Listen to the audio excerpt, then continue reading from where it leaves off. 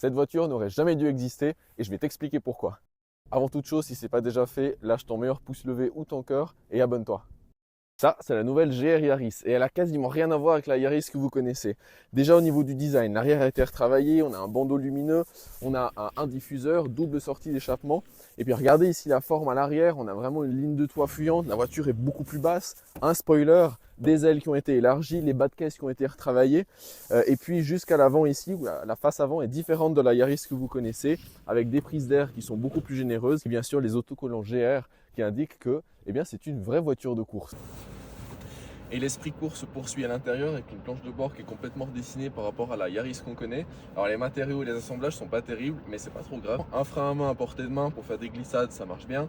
Boîte à 6 rapports très courte, mécanique, on sent les rapports qui passent, c'est très intéressant à la conduite. Ensuite ici les différentes commandes pour mettre le mode track, désactiver l'électronique. On a même un refroidissement de l'intercooleur à eau. Donc c'est vraiment un univers très sportif, des sièges baquets avec l'inscription GR. On a vraiment l'impression d'être à bord d'une voiture de rallye et ça c'est très cool. Et au volant, comment elle est cette GR Yaris?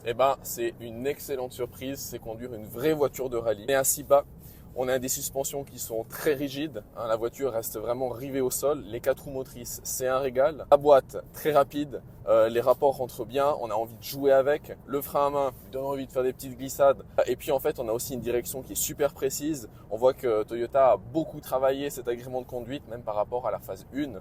Et donc on se retrouve avec une vraie voiture de course entre les mains, qui bien sûr a été un petit peu assagie pour la route, ça reste une voiture qui est homologuée, mais elle n'a absolument rien à voir avec une Yaris de base, en fait elle partage que le nom.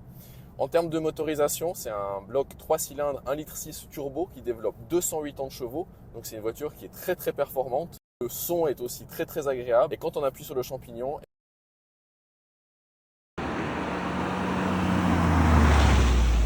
et pourquoi cette voiture existe?